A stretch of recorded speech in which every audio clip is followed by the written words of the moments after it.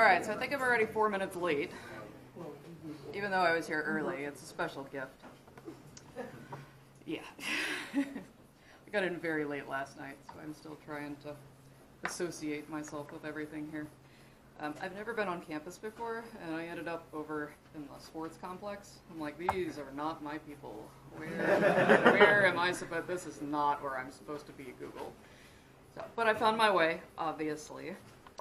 I'm going to ask that we don't record the talk today. If you guys want to do still shots, that's fine.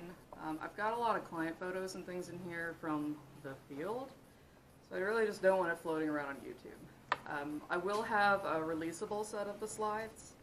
My contact information will be at the end, so if you want a copy of the slides, I'd be happy to share them with you.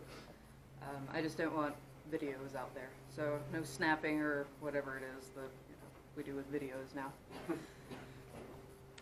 Alright, so for those of you who don't know me, which is probably all of you, never been here before, so probably not. I'm what's called an executive security consultant for now, for a company called SecureCon. So what that means is I occasionally get to use covered airport parking and not get in trouble. It's cool. So a pen tester by trade, right? So I've been doing this for a little while now, a little ins, a little outs. Because I'm a glutton for punishment, I also co-authored a book on creating an awareness program, the thing that nobody wants to do in the industry. So that was a good experience. One of the other things that I do fairly frequently is social engineering training as well. So kind of do some technical, some physical, some social, and it blends together a lot. So I wanted to put this talk together because it really pieces together some stuff that doesn't look like a very big deal individually, and then tie it together in the end and show you some of the ways that we've put it together in the field. I tried to keep it fairly high level, but if something's not clear, just, ask away. This is usually a joint talk with my boss, too, so I'm trying to figure out how to do this without saying we the entire time, if you're wondering why. So if a we slips, that would be why. So physical security. We all know that it's really important, right? Don't touch that. At the end of the day, we're all guarding the same stuff. But when you tell somebody that you work in computer security, the reaction is usually, wow, you are like so smart. If you tell somebody that you work in physical security, you get the, aw, I'm sure you're going to get a better job someday, right? I mean, you're working your way through school, yes? I'm sure it's just to pay the bills. But we're really guarding the exact same thing. And I think that in the industry, those pieces depend on each other a lot, but don't understand each other a lot. So one of the ways that we're working to fix that at SecureCon, I can use we in that sense, is to really start to include the physical and the cyber and the social pieces all together to emulate more real-world attacks. We do a lot of work with utilities and critical infrastructure. The utility space has room for improvement, let's say. They don't really understand cyber threats to any extent. Physical security is sort of there, but not really.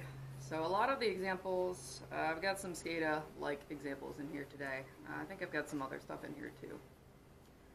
So when we scope the stuff, it's usually called physical penetration testing, which sounds really dirty if you're not used to this industry. You can always tell the people who aren't used to hearing the terminology because you get that like really awkward pause. They're like, for real? Interesting stuff. So it's not just about breaking in. There are a lot of other things that we evaluate when we look at this kind of stuff.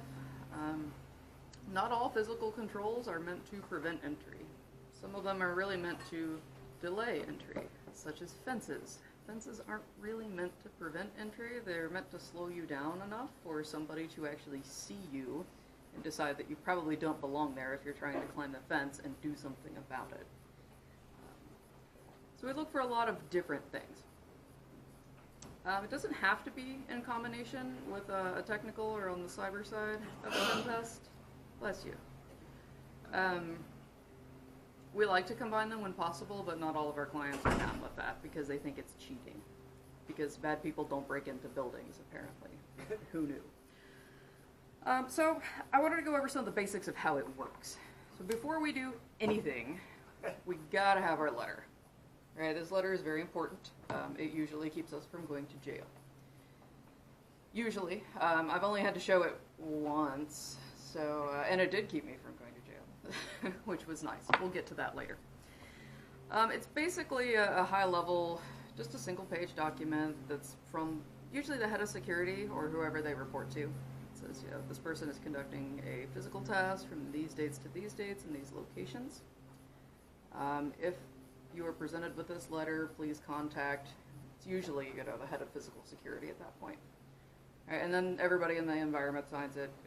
CIO usually does as well, since we're going to probably be touching technical things. And we carry that with us. Make copies. Because stuff happens, right? I mean, if you're going to be dumpster diving and crawling around and climbing fences, you don't want to drop your letter somewhere and then your only copy not be there if you need it. Not that I would know, but copies are good. So a lot of our clients, because we're based out of DC, don't really want to pay for us to travel places to do reconnaissance. So we've kind of had to get creative and figure out how to do a lot of that without traveling. So what we try to look for is really to try to get the lay of the land before we travel to wherever that site's going to be. And there are some lovely tools to do that. In the physical space, you'll find that some of the tools are sophisticated, bless you, and some are not. It's really how we put them together, right? So you're going to see Google in a whole new way at this point. Google Maps is great. I only have 2 uses for Bing. Bing Maps is actually fairly useful because it has a 3D view where you can kind of tilt and see around the sides of the building, which is really cool. Google doesn't have it everywhere yet, but they're starting to expand. But what I'm looking for there is really just what's in this environment. Are we contracted to break into this building or test this entire campus? Sometimes we're supposed to look for a data center or a control center. Sometimes the client tells us where that is, like what building. Other times we have to try to figure it out because they think that that's hard.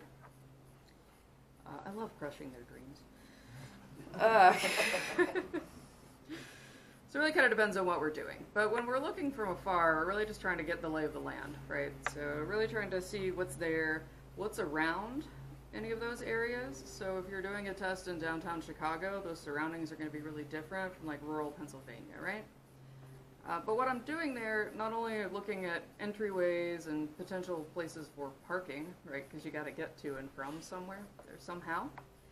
I'm also looking for what's around, right? Is there a Starbucks nearby? Is there some kind of restaurant nearby? Because we're going to use that later on in some of the social engineering pieces that we do. So Google started doing traffic cameras a handful of years ago. They've gotten pretty good at it. So this is useful, especially if we're doing a test in somewhere like New York and Manhattan. I can sit and watch the traffic patterns in and out of that building all day without pants at home, and it's great. I don't have to worry about hiding anywhere. When we look at the traffic patterns, we're really just trying to understand the flow of that building. So it's common for our clients to only occupy, say, half of a floor in a high-rise. So while I'm only really worried about the 12th floor or whatever it is, I need to understand how much traffic's going in and out of the building for a couple of different reasons. Right? I might want to use some of that as cover to kind of slip in and out. I want to know when it's busy and when it's not, because depending on the attack that we decide to do, we might want to wait until it's busy. So it's good to know what the hours of the building tend to be like. Some folks, like, they come in really early. They're like a 7:30 kind of crowd, and I hate that. But, you know, that's fine. The other thing that we like to use this for is at night. Yeah, I watch traffic cameras at night in the dark because I want to see when the lights come on each floor. Because most of the cleaning companies are only allowed in there after hours.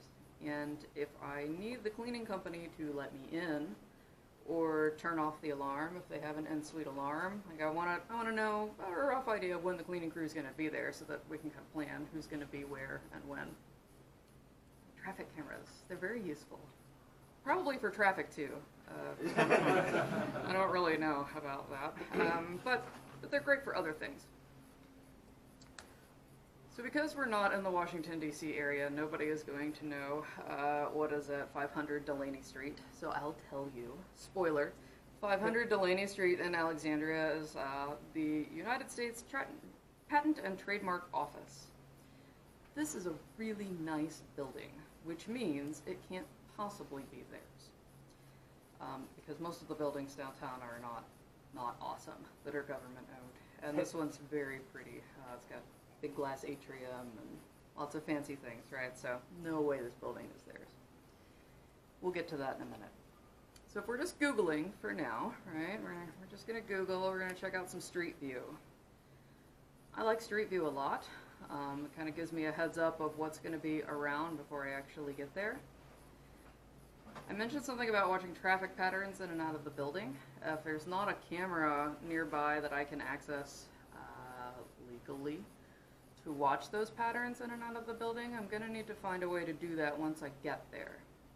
So in this photo, I see a great place where I can do that. I'll even share my newspaper with that dude there on that bench. I'm nice like that. And what I'm looking for in photos like these in these kinds of areas, so we're looking for the card readers on the doors, right? I noticed they use them here. They're kind of smaller. Usually they're more square, a little easier to see. That kind of helps me understand what kind of system they're using for entry. And we will get into some details of that in a little bit.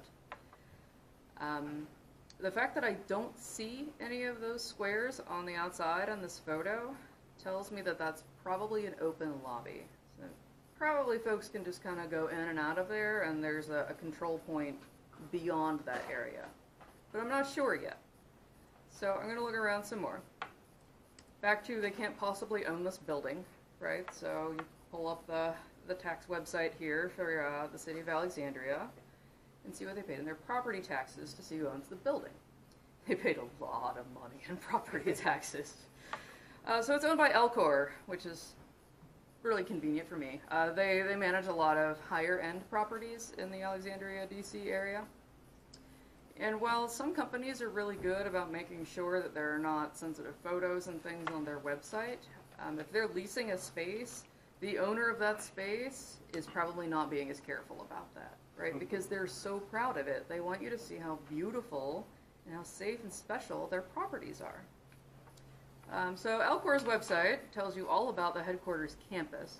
So it's actually a big kind of a U shape of buildings. So all of the buildings in this photo technically are the Patent and Trademark Office, with the one with the big glass atrium being the one in this shot from the street view.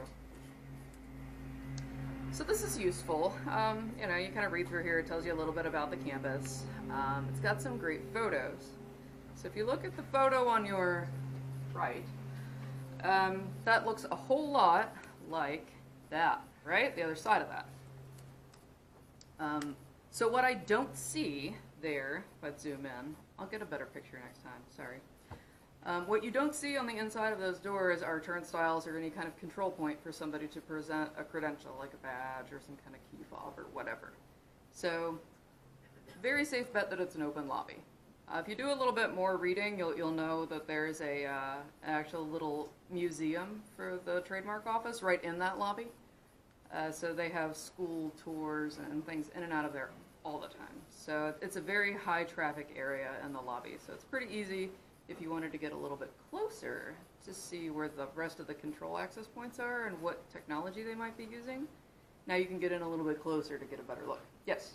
Have you ever had a case where, let's say that picture was from 2015 and then you show off and it's changed? Like now there is an entry point, you're like, oh no. Not the first time. Okay. So we've had clients that have made changes after we've broken in, that don't get updated in Maps and Street View and things like that. So it's like, oh wow, that's new. So that's why we always make sure that we do an offsite and then an onsite. We don't just get off the plane and then go try to break in, right? You know, it takes a little warm up to kind of get acclimated with the area. But yeah, it does happen. Especially, I mean, they update Google Maps and stuff like that fairly often. But even in some of the larger areas, you do see some lag in between. So it's definitely not gospel, but it's usually fairly reliable. Once you start doing this work, you'll look at the world a little bit differently. So everybody here usually sees a very pretty campus, and it looks nice and inviting, and brick walkways and all that. I see that security dome camera sticking out right in the middle of this photo. Just because there are cameras does not mean that somebody's watching them.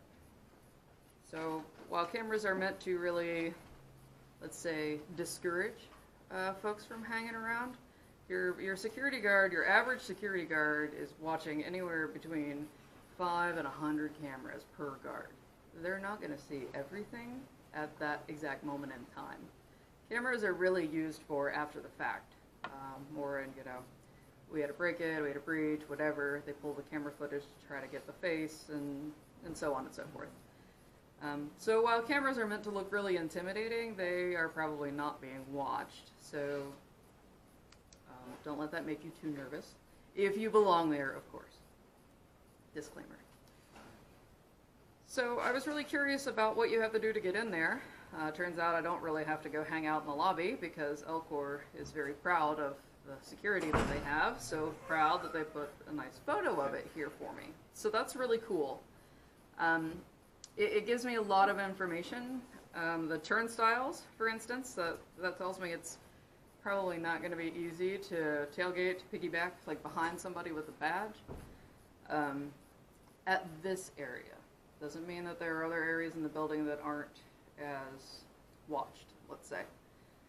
But if I want to go in the main way, that looks like it's going to be a little bit difficult to tailgate behind somebody with a working badge if I don't have a working badge. They also, if you look there, have a metal detector and a little tiny x-ray machine. Probably a good assumption that that's for visitors, unbadged folks. So that tells me if I'm going to try to get some of my suspicious looking hacking tools inside, that if it looks weird on the x-ray, they might take a little closer look. So I might need to kind of change up the tools that I'm going to bring with me, or disguise them a little bit better, right? Gotta get a little MacGyver. So that's offsite, right? We're just Googling. We haven't gone anywhere yet. Once I have the idea of what it looks like around there, if it's a metropolitan area, whatnot, now we can start to plan our on-site reconnaissance of who's going to do what, who's going to watch at what time. There are lots of cool ways to do this. You can really get creative with it. We've done all of these at one point or another to do surveillance. Just because you have a stroller doesn't mean that you actually have to have a live baby in that stroller. Okay, you can put a doll in there and cover it up and put the little cover. Oh no, the baby's sleeping. Baby's sleeping. No, baby's sleeping. Don't touch. Don't touch. But the point is, you really just want to blend in with the regular traffic that's around the building. So if it's in an area where there's some residential and stuff mixed in, and folks, they jog through there, or there are people taking walks, there's a train station close to there, like there is at the patent office, it's going to be fairly typical to have just regular foot traffic through that area, in addition to the people who belong there. So they're used to seeing folks mixed in with the walking traffic that don't necessarily belong in the actual building. Love the park benches. They're wonderful. Birdseed, feed the birds, relax for a while. Homeless guys, this works in really great places like Chicago, downtown Chicago. It's very useful. What I didn't mention is I have a little bit of a background in theatrical makeup, so we have a really good time with this sometimes. So when we had to get a volunteer for our homeless guy, Sean wanted to be our homeless guy. So this is Sean normally, and then we made him into Homeless Sean. Right? Well, he's had a rough life, okay? Don't judge him. You just get him a bag with some cans and, something that rattles around. And he can literally lay on the park bench or the street or whatever and observe the traffic in that building and be pretty much ignored until, the beat cop comes along and moves him along, and that's fine. Whatever reconnaissance we do, we want it to blend and be typical. So it's all about not triggering that whole fight or flight deal. Won't go too deep into the psychology of it, but in the brain, there's a part called the hypothalamus that basically controls your inner BS meter, right? So whenever, there aren't really a lot of vendors here, so whenever a vendor tells you, they've got this great product that it's going to fix all of your problems, that like weird twist you just got in your stomach, that's fight or flight, right? It's our internal survival mechanism, we'll say. So we don't want to trigger that. So anything that we can do to blend, that's what we'll do. This only took about 5 minutes to do. The scar on his head is actually one that we got from like a Halloween store. So you attach it with some stuff, and then you just do some makeup around it, right? Some stage blood, a little bit on the top there, and just basic makeup. The dental piece really brings it home, right? So again, right after Halloween, like Party City and those places, all that stuff goes on clearance.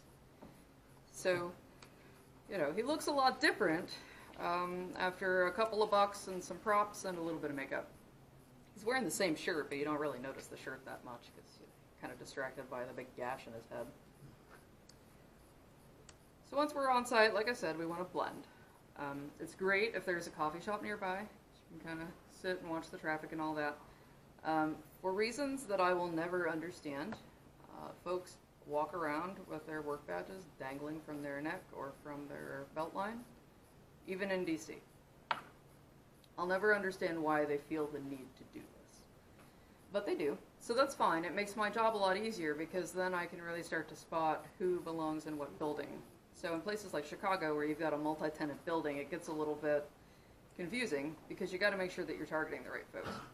If there's a bar nearby, it's even better, right? So I'm Irish, so it's always better if there's a bar. But sometimes it's the watering hole, the after-work happy hour watering hole, and you can learn a lot if you just sit there and nurse your drink and listen. Listen, take some notes. You get familiar with the terminology, what's going on, the office gossip. Sometimes we have to go vehicle-wise for surveillance. When people say surveillance van, this is usually what pops into mind. If you're trying to blend, I would not recommend that. So when we do surveillance vehicles, it's really important to understand the area that you're in and what's going on around there.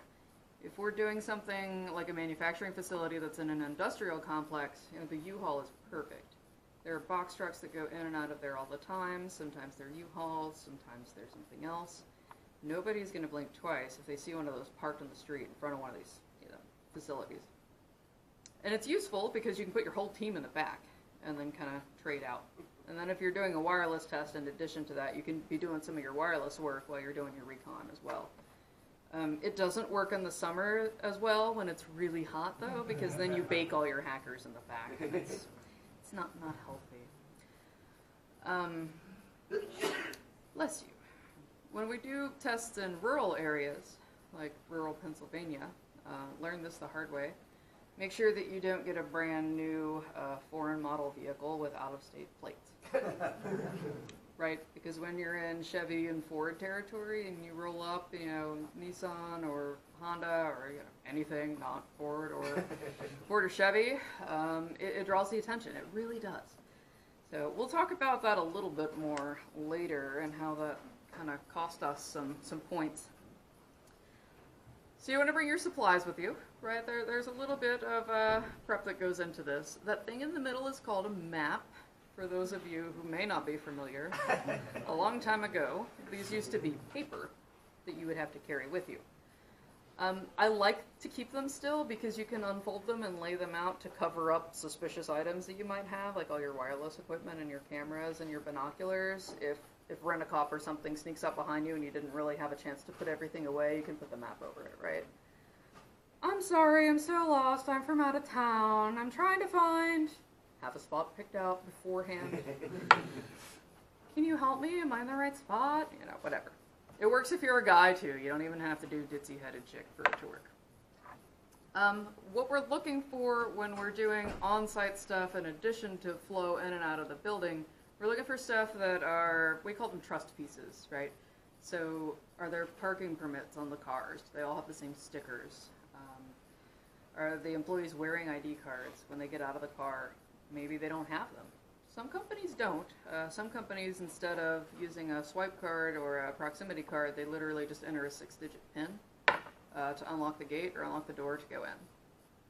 Now, some think that that's more secure, and it can't be defeated, but really, it's a 6-digit pin. Most of the numbers that are commonly used are worn off on the keypad.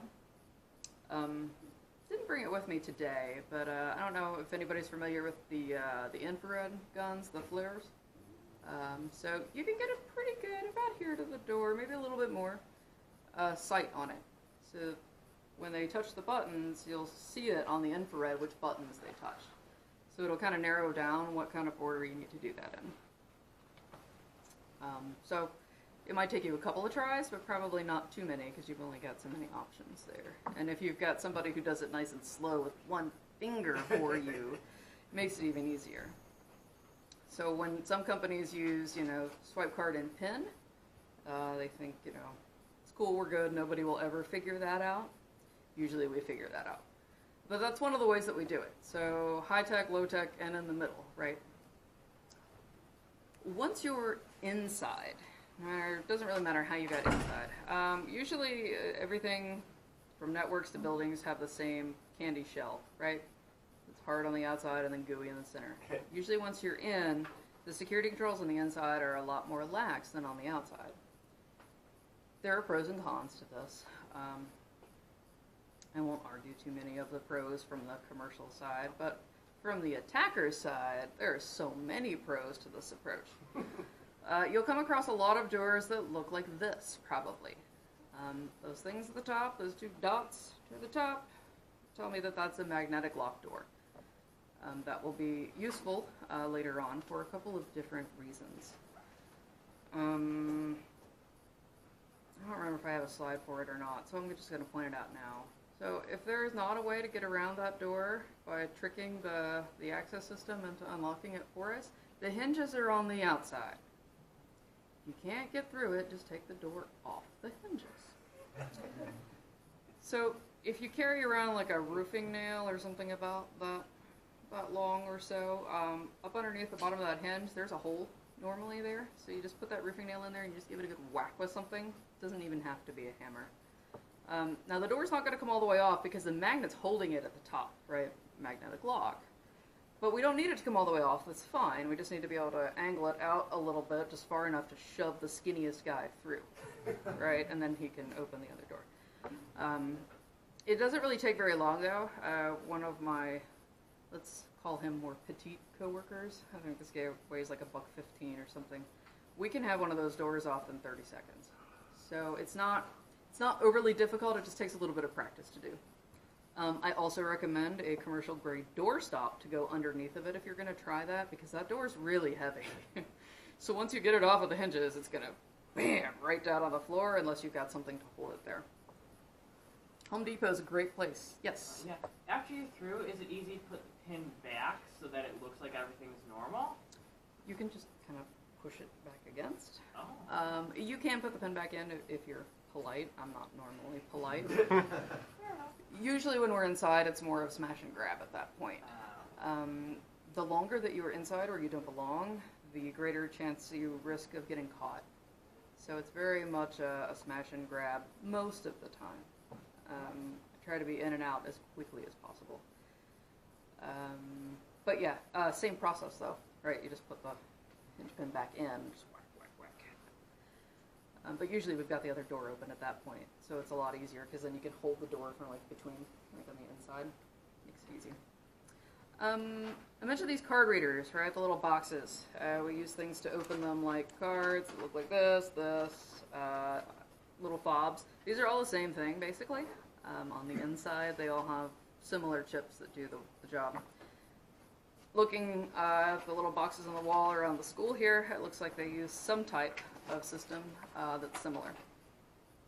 We call that a physical access control system, or a PACS, in the commercial space. There are lots of great tools that you can use for this. In the earlier days, before people got really creative with stuff, like before there was like Raspberry Pi and Arduino and all of that, that made it a lot easier. Started pretty simple with this tool called the Proxmark 3. It's a research tool. You can weaponize it though. So The device itself is really about the size of a solid-state hard drive.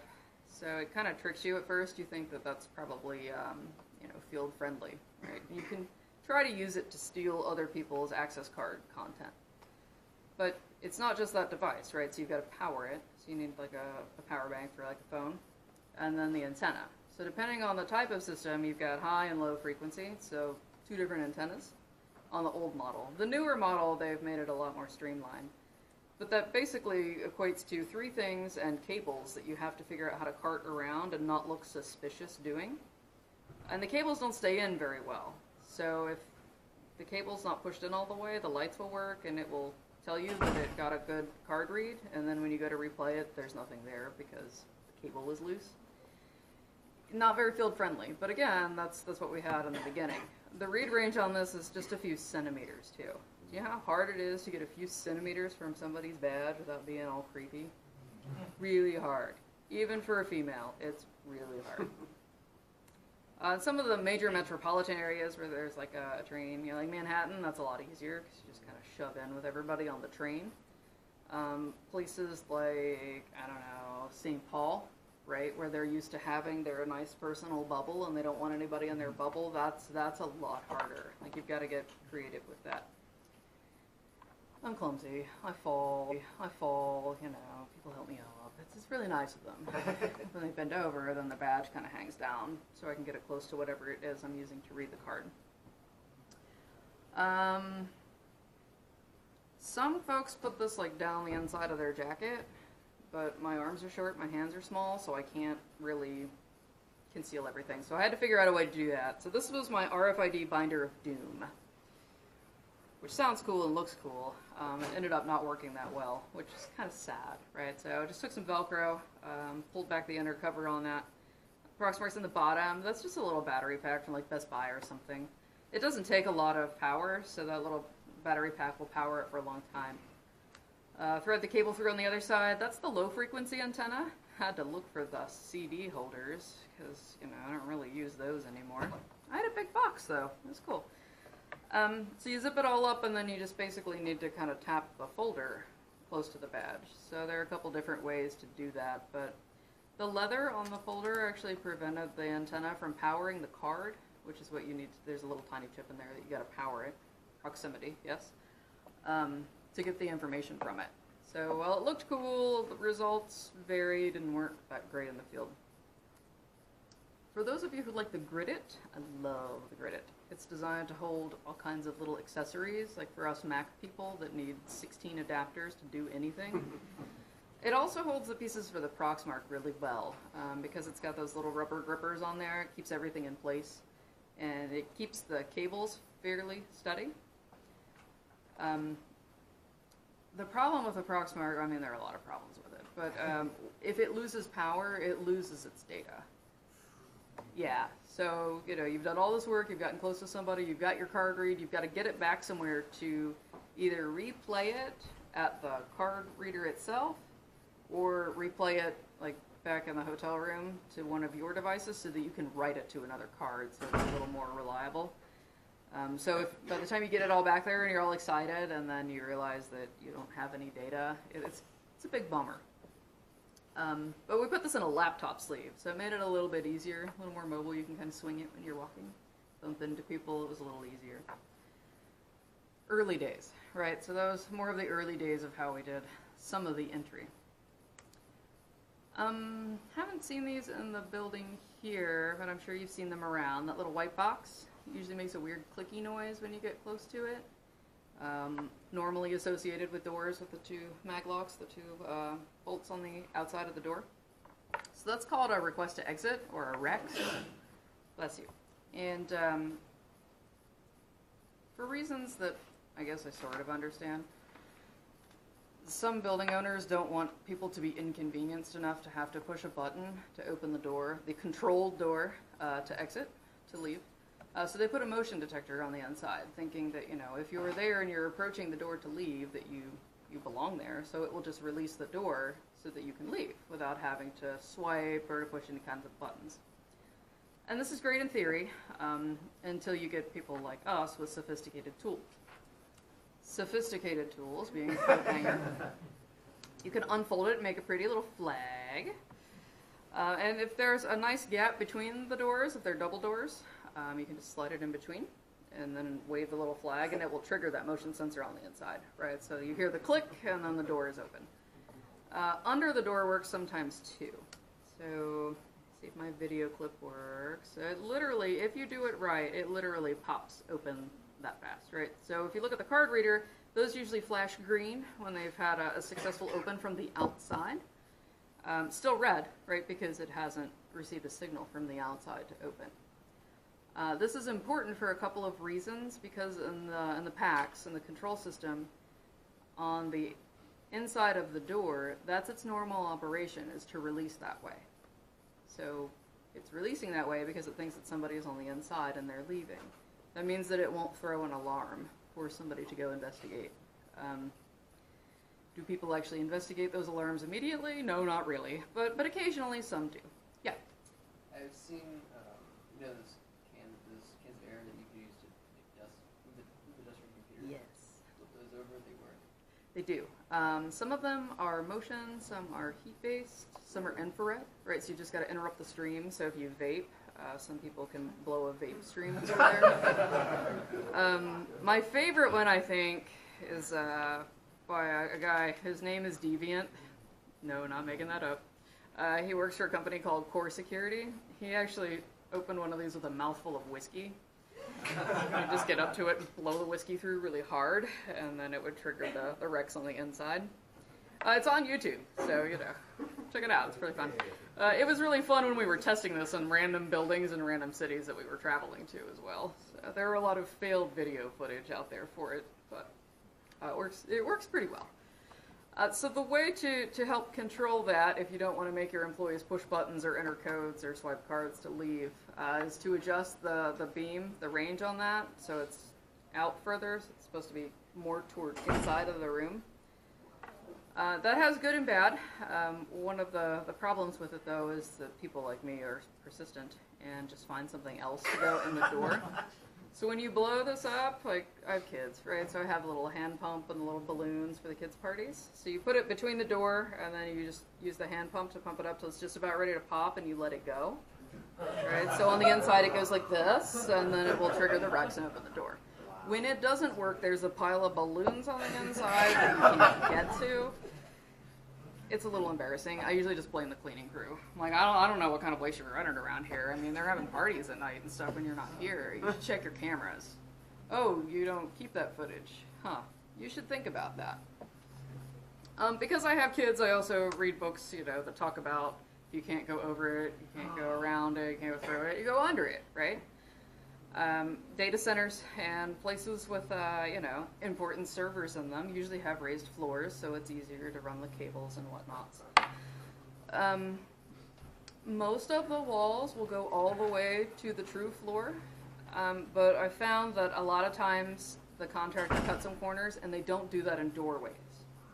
Right, so even if it's along the wall and you pull a tile and, the wall's all the way to the bottom, the true floor, go find a doorway and look there too. So for those of you who have never crawled underneath of a raised floor, that's the action shot. Be careful, because sometimes they run like really big power cables underneath of there. So just have a look before you go in there and make sure that you're not going to hurt yourself. Those tiles are weighted. I don't know if you can see kind of like the grid on them. They weigh about 40-ish pounds. You got to give them a really good bump with your shoulder on the inside to get it up so that you can let yourself out. And then you can just open the door for everybody outside. Same thing with a drop ceiling, right? So most of these have a raised floor and a drop ceiling. If they did the floor, sometimes they forget the ceiling, and if you have the skinny guy that weighs $1.15, you can just shove him through. He never went on another test with us after that. It's just kind of a bummer. I'm like, well, it's me or you, so unless you're going to pick me up and toss me over there, I think that you're going to have to do it. But he was kind of scarred from that. We already talked about the hinges, so I'm not going to go through that again. Just because doors look like they shouldn't open when they're assessed does not necessarily mean that they won't. This is a pre-production data center, basically the last step before they put it into production. And of course, those networks would never connect to production. I mean, that would be bad, and we wouldn't do that. So they put those doors on so that the people with server carts didn't have to try to worry about opening the door and swiping the card. But if you just shove it, it will open. Yeah. Tried both doors.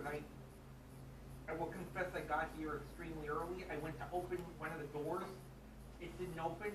Some of the other, thinking they may have been some of the organizers, opened the other door and it opened. I'm like, no. And then it's, how'd you get in here? Actually, I kind of also did a little bit of tailgating. Yeah? Excellent. Love tailgating. So the reason that free flows that way was for fire code, right? In the event of a fire, that door needs to openly open? I don't know. I didn't get a lot of sleep. So anyway, but that does not mean that it should open whenever you just wanted to from the outside, right? Because you're not inside, so that shouldn't happen. Had to change some settings on that door, but we did fix it. The guy that was with us was not happy, though. This was at the point where we'd gotten it about 6 different ways. Sometimes they insist on coming with you. You could do this test, but one of the physical security guys has to come with you. I'm like, whatever, he can hold the camera, because we get some good shots here. At this point, he's just lost all hope. So he's like, leave it open, because it will alarm after it's left open for so long. He's like, leave it open. I want to see if one of my guards will come down and check it out. 10 minutes later, with the door still open, nobody was there. So lots of improvements to be made at that facility. Let's talk about fences. They make great neighbors, and other sayings that I can't recall at this exact moment. Lots of different kinds, right? So we can deal with these. Again, they're not necessarily meant to keep you out, just slow you down long enough to get caught. Security control's gone wrong. Does anybody know what's wrong with this fence? You don't have to raise your hand. Yeah. So the barbed wire is supposed to go the other way to make it hard for people to climb over the fence, right? So it's supposed to, because you would have to kind of like lean back to get over the barbed wire. I cannot tell. This is my biggest pet peeve. I see this everywhere. I can't tell you how many places I've been to or driven by that the barbed wire on their fence is the wrong way. Well, it's to keep people in. I mean, unless that's like an iPod factory or something, I don't really know if you need to keep people in. And if you're going to keep people in, you probably need more than that. But you never know, right? So, you're right, it could be a prison. If it's a prison, it's not a good one. There's a really nice gap underneath of that fence, too, if you take a look there. They can be dealt with in other ways. Clients get really upset when we do this, so we don't do that often. Again, back to the kids' book, right? Can't go through it. You can go over it. Just because it has barbed wire doesn't mean that can stop you. You just take the floor mat and put it over the barbed wire. Pat your hands there. So I'm a big burn notice fan, right? So I decided to include it here because it's awesome. Right, so they work in teams here just like we do. You use folks to roll up and create the distraction, right? So that the security guard's not watching his camera that you'll see in the background. I should have put some audio on this. Sorry about that. It never works with the projectors and stuff, so demo fails and all of that. You don't really need the words, but they're entertaining because they're arguing. Yeah, it's making it look like he has a domestic dispute. Right? They're trying to find a restaurant. So then it's, you told me this was the address, and we're going to be late. We're going to miss our reservation. So I can't do the flip like that, though. When you do that, take that floor mat with you if that's how you're planning on leaving. Because it's a one-way trip otherwise. Not good. All right, we're starting to get short on time, and I've got so many other great things to talk about. Let's see. All right, 12 minutes. Let's see what I can do. Okay, so client story, rural Pennsylvania. Okay, this is...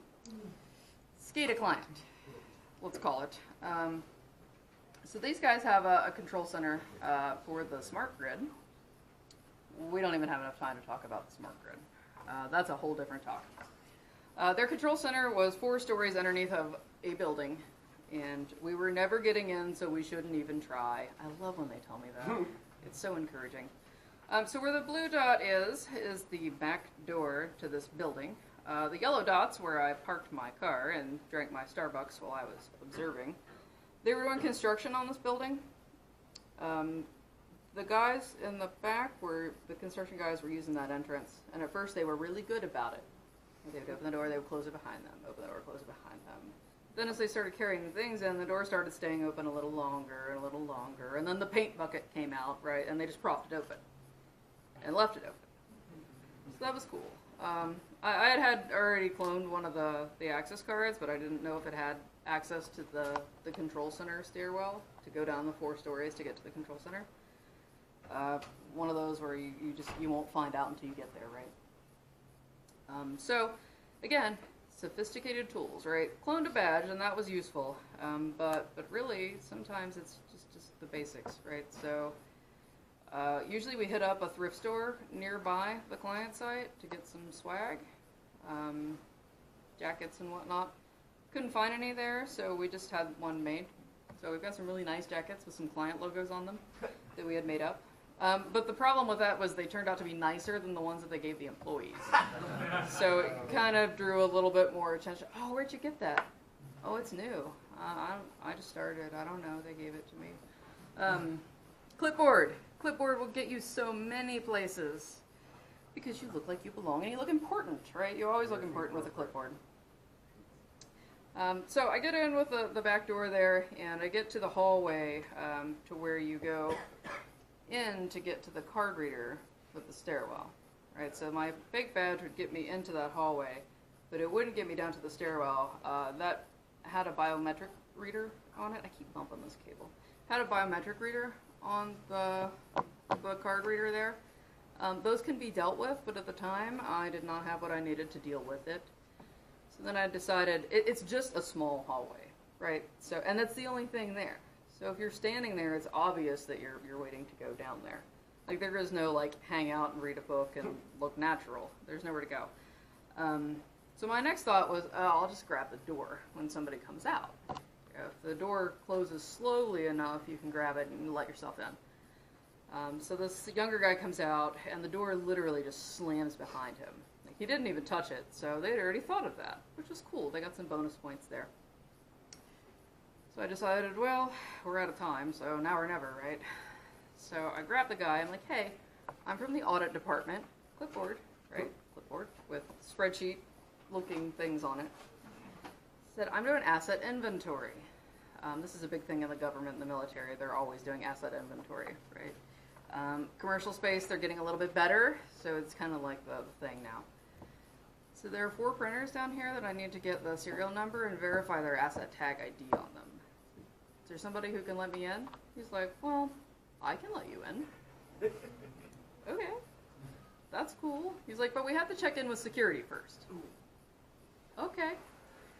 You know, I had a fake badge, and we have a badge printer, right? So it's the same kind of printer that they use, which is funny because when we got caught later on, our badges actually looked better than theirs. So they were kind of fascinated at that. They didn't understand. But checking with security basically meant security guy didn't look up from the novel he was reading, shoved the sign-in sheet at me, and then said, okay, go ahead, you know, because she's with you, right? He's like, oh yeah, she's with me. With him. And that consisted of checking with security. Nobody looked at the employee badge that I had. Nobody bothered to look me up on the system to make sure I belonged there. None of that. Good times. So he takes me down, right? Opens the door with a biometric reader, goes down the 4 stories. There's another door with another biometric reader to get into the control center at the bottom. So even if my grab the door really quickly before it closes had worked, it would have been even more obvious that I was standing there in the bottom of the stairwell with the only place to go right in front of me that I couldn't open the door. And I'd have to wait for somebody else and then try to act like all slick. But they all know each other down there. Because when you're locked in a windowless room for 8 to 10 hours a day, you get to know the people that are there really well. So need a cover story to go with that, right? I don't belong, obviously, in many ways. Not a lot of women in SCADA, right? So it's kind of like a unicorn walks in. It's the girl doing here? We don't have girls down here. Girls don't know anything about computers. So we get in there, and then the guy just like walks away. Okay, so I go over to the closest printer that I can find, and it does have an asset tag on it, so I wrote it down, because I was there. Why not? Doing my thing, taking some shots with my cell phone that I wasn't supposed to have in there to prove I was there. Other than the camera footage that they should have been keeping, but that's another story. He's off to go find the other printers for me. So he goes and finds the other tag numbers and comes back with a list. I'm like, oh, awesome, thanks, man. That's so cool. Right, so, and, we get our printers, he walks me out, I sign out, I leave. 5 minutes. Right, 5 minutes from the time I walked in from the paint bucket to getting down there to getting my stuff and out. Right, so you don't want to spend a lot of time, because the more time you spend, the more they're like, wow, this might not be right, If you don't know what a smart grid control center looks like, it looks like that. Cool stuff, right? You can see where the power is going and how they've rearranged it. That's a stock photo. I made sure that when I was taking the pictures to get like the clipboard of my arm in them, so they didn't think that I had taken a photo of like the one on the wall in the lobby or something. I was there, just in case, right? Because we were hired by the audit department, which meant that we were hated by everybody, instead of security, right? So when auditors come in to audit security people, and security people aren't doing it on their own free will, they're not very cooperative. So that's always been challenging, let's say. So they're like, okay, fine, you got that one. You're never going to find our backup control center. Okay. Like, we're not even going to tell you where it is. You got to find it yourself. All right. I mean, you got the hours for it, so I'll use the hours in the recon. That's fine. Knew it couldn't be too far away, though, just based on some of their procedures and their personnel in the area. Like, all right. There are rules about how far away it should be for certain certifications in the industry. I don't think they actually meet that rule, but I'm not an auditor, so whatever. So I did some digging, and it was okay. I couldn't really find a lot online, didn't see it on their website, didn't see it on Google. Couldn't find the real estate record where they bought any other property than their own that I knew about. Somebody checked in on Foursquare from this place. I'm in blah, blah, blah, blah training center today. Thanks, man. I appreciate that. So he didn't work there anymore. I don't know if that was directly related to the Foursquare post or not. You don't even get cell phone signal out there, so I'm not exactly sure how he did Foursquare. But anyway, that's not my deal. Oh, they don't Wi-Fi out there at all. But anyway, so I find this place on the map, right, and this is the road to get to this place. I'm like, okay, I think I saw some movies that started like this. There will be no blending and no Starbucksing and taking photos and just kind of chilling near this place. So you start down this road, there's nothing, nothing, nothing. You start to see a building, it pops up. I'm like, whoa, that looks awesome. And then it's gone again, right? It's literally just a few seconds and that's it. It's like a 1.5 lane road, so you can't really fit 2 cars on it without having to pull over to let somebody by you. So there's no just hanging out. Got a fence there. Okay, that can probably be dealt with. So once I knew where it was, I could start to really check out the aerial and stuff on Google. Quick side tangent. This building is awesome. So it's actually one of the old AT&T Long Lines offices from the Cold War. So it used to have a nuclear blast rating and everything on it, until they decided to make it their backup control center and messed it all up. So cool history on that building. I mean, if I was going to build a backup site, like this would be a really good qualifier for it. Right? It's secured. Secured. So if we look at the dots here on the map, this is where we decided that we were going to try to breach the fence. Can't climb it very easily, so we had to come up with some other ideas. Again, sophisticated tools, can't go over it, can't go around it, but you can go under it. So we dug under the fence. That's me on the wrong side of the fence. You can't see the no trespassing sign, but I thought that was pretty awesome. Memories. So I get under the fence, trying to get my other team member under the fence, and it's dark, right? Maybe it snowed, and I was in my black ninja suit instead of my white. Anyway, So we get under the fence and we start to shimmy. The other guy just said 2 minutes, so I get it though. I'm almost done. It's the best part. I still have 7.5 minutes. I started my timer. And we see some lights, right? Like, crap, really? Like, Rent-A-Cop's not even going to come out here and check for himself? He's just going to call the cops? That's pretty lame. I'm kind of disappointed at this point. Back to why cars are important and rental cars. So there's nowhere to park out there if you're going to go dig under a fence, right? So we had to pull off of the road, like about 1/4 of a mile away from this place, and walk down the road in the dark with the shovels, right? So the rental car had out-of-state plates on it. It was pretty new. It was like a Nissan something or other. And it was kind of, we sort of had to pull off close to this house. Not blocking the driveway, but close by so where they could see us. And it turns out the neighbor reported the car as suspicious because it had out-of-state plates. So the cops come, and we show them our letter, right, and our badges, and they're like, oh, that's your car, right? We're like, yeah. Like, okay, have a good night. And they leave. I'm like, well, I'm going back under the fence.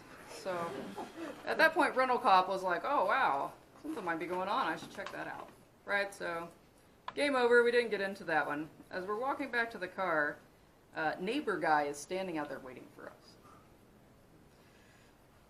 We're cold. We're wet. We've been out there 3 hours. We've got long shovels with us, right? So he's kind of, I'm throwing the shovels in the trunk, like, I'm done, right? I'm ready to go, like, just take a nap.